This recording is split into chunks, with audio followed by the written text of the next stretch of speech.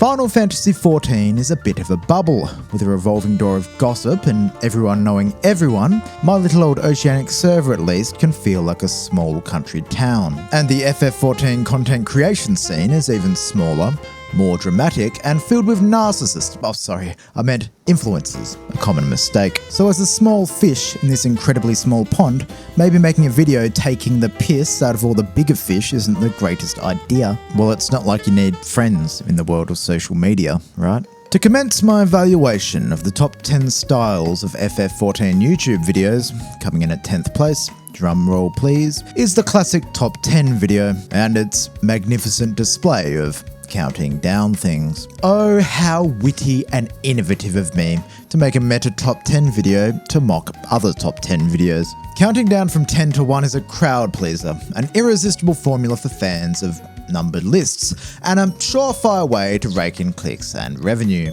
It's the go-to style for the lathered chocobos of the YouTube world. Burnt out YouTubers whose fuel tank of creativity is filled with nothing but fumes. It's like watching a wrinkled and worn out Kiss dragging out another totally heartfelt rendition of Rock and Roll All Night for the millionth time.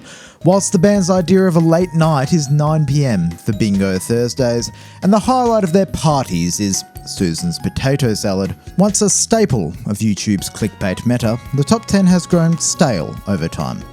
But like a sloth moving to a new tree branch, it's adapted to new forms. The variations share the common traits of 1, being a list of things, and 2, having barely informed opinions on said things. Some examples include tier lists, hierarchy videos, and even those what your race or job or insert defining characteristic here says about you videos. The ones that kinda remind me of personality quizzes from trashy teenage magazines. In other words, peak content. These videos are like a bad case of deja vu, repeating the same tired cliches over and over again. These cliches, tropes, archetypes, whatever, remind me of horoscopes. They're kept intentionally shallow, targeting some kind of mass relatability by using common and predictable characteristics of FF14 players. You know, straight-edge responsible adults with a bustling social calendar, good friends in impeccable fashion. The type that would never dream of indulging in the escapism of nerdy hobbies like anime,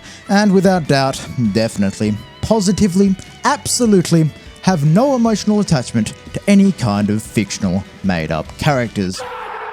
Top 10s and their variations belong in A tier, as I am already out of video ideas. Yes, this is now a tier list because flop 10s are just so top 10 years ago. Watch Mojo these days looks like a fat, balding 40-year-old man who still insists on the Bieber-esque emo fringe and painted on jeans. I guess the new big boys on the platform are the Twitch reaction videos. I still recall the days when oldies were flabbergasted that people would watch someone else play a video game on YouTube. I can only imagine what they'd think about today's Twitch, where actually playing a video game is just a lure to draw in viewers, while the streamer reacts to the latest drivel churned out from the bottomless pits of Reddit, YouTube, and Twitter. The Twitch tricksters are actually masters in the art of delusion. Their magical tour de force, taking the men's urinal of modern discourse, Reddit threads, and with a wave of their wand, magically transforming them into content. There are no smokes and mirrors here. The trick is simple to understand. The entertainment value doesn't come from the unintelligible, mind-numbing rot written by Reddit's infinite monkeys on typewriters, but rather from pointing and laughing when said monkeys start flinging their own feces at one another. I can't blame the streamers. Reaction content is just so effective. It hits the bliss point in terms of appealing to our primitive minds. The parasocial equivalent of potato chips. Why is it that I can watch the same pint video over and over again as long as there's a new face in the bottom left corner of the screen? Let me tell you, it's certainly not for their enlightening and transformative commentary. Perhaps it's triggering that neglected, abyssal chasm of my psyche that yearns for social bonding and interaction.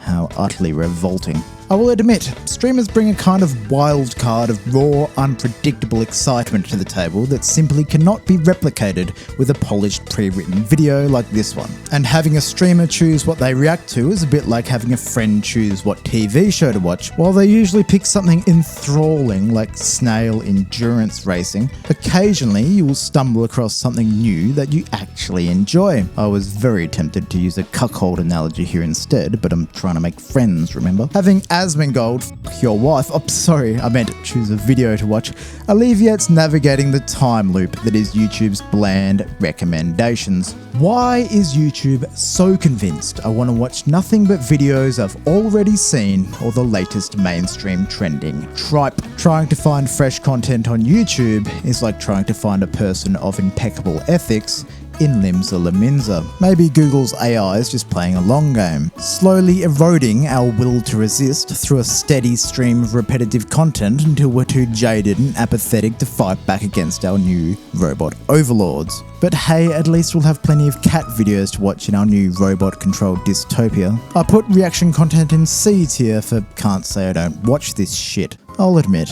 I intentionally stumbled when targeting the sitting ducks of mockery that are streamers. That's because baiting reactions from these paramount pillars of civilization is my only ticket to channel growth outside of getting on my knees and giving YouTube Coon a gobby. There seems a recipe guaranteed to grab the attention of the Twitch dimwits.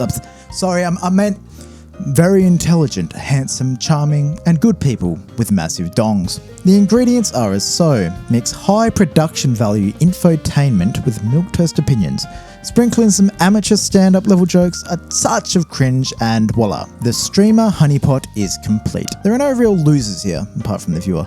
A mutually beneficial symbiotic relationship, kind of like that of crafters and gatherers in FF14. And much like crafters and gatherers, the best do both. The biggest masturbators in the scene, such as Zeppler and Preach, are themselves reaction streamers. S tier for sort of alright, I guess. Whilst in Twitch land, I'll touch on streamer reaction compilations. They are admittedly honourable for promoting the battling streamer, and brave for taking on the daunting task of exploring the uncharted depths of FF14's Twitch category.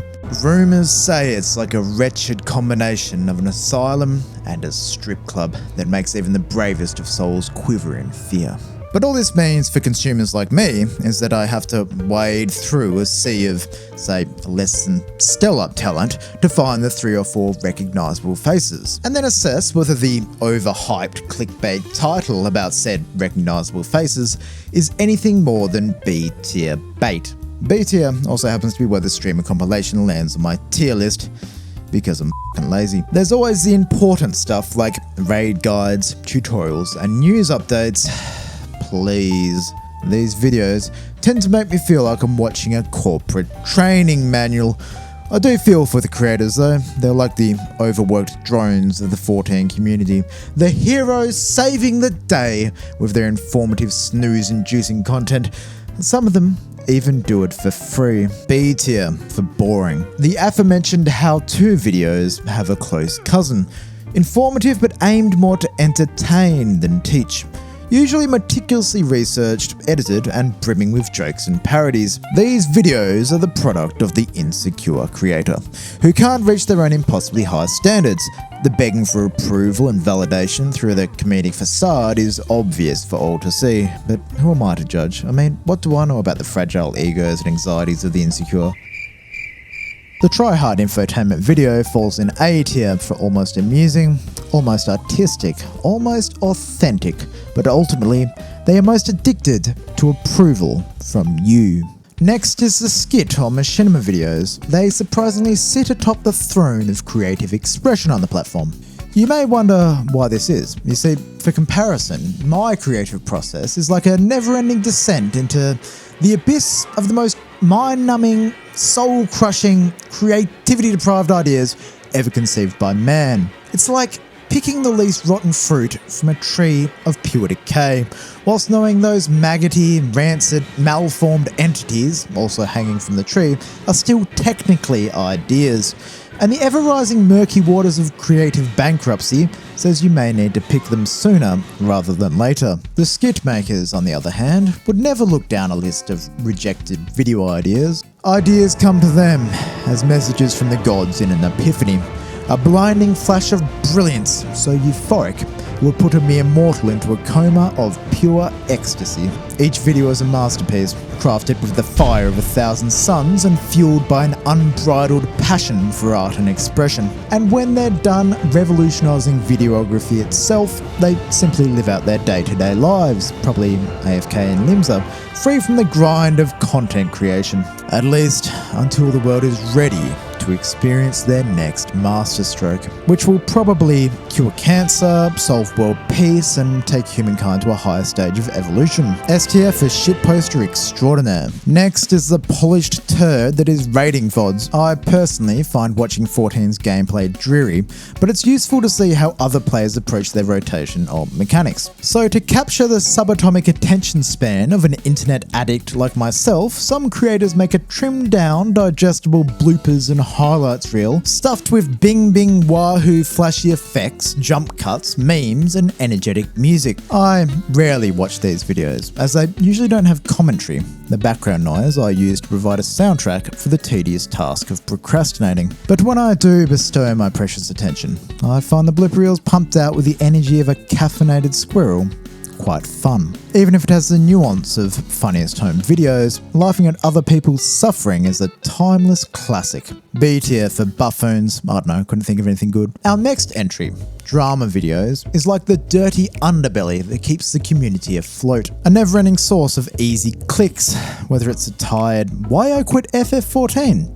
for realsies this time video, the ever-present third-party tools commotion, or that day's trivial controversy that is so overblown you'd think we'd met alien life. The internet just can't help but throw their opinions into the swirling cauldron of garbage takes, under the illusion there's some kind of demand for their piffle. It may be a shot of adrenaline to the internet's sensationalist vultures, but let's be honest, we all secretly like a little drama. Personally, I fucking love it. Backstabbing, pointless squabbles, inflated egos, juicy gossip, the pettier and nastier the better. Preacher's Drama Time and Pathra's similar videos are like a symphony of scandal and intrigue that I use as a podcast to drown out those pesky thoughts of self-reflection and contemplation while I do my daily chores. Triple S plus tier, I kneel.